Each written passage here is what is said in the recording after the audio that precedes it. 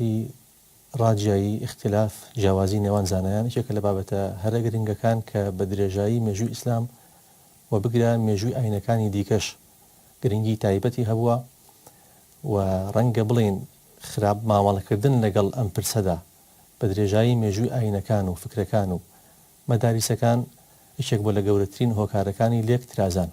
معنوی بەڕێستانە ڕاجایی یاخود عەرەبیەکەی الخلاف یاخود الاختلاف بریتیە لە پێچەوانەی هاوڕایی، پێچەوانەی کۆدەنگی. هەر کاتێک لە هەر پرسێکدا یەک ڕەئی هەبوو، یەک بۆچوون هەبوو، قابلی ڕاجایی نییە. هەر کاتێک بابەتێک لە بابەتەکان زیاتر لە خوێندنەوەیەکی هەڵگرت ڕاجایی تێدا دروست دەبێت. کەواتە ڕاجایی بریتیە لە نەبوونی هاوڕایی، نەبوونی یەکدەنگی لەسەر پرسێکی دیاریکراوە. جا پرسەکە عەقائیدی بێت یاخود فقهی بێت یاخود هەر کاروبارێکی دنیایی بێت. بەڵام لە بابەتەکە ئێمە دیارە والله ئەعلەم جنابتانە بەستان جیاوازیە فقهیەکانە.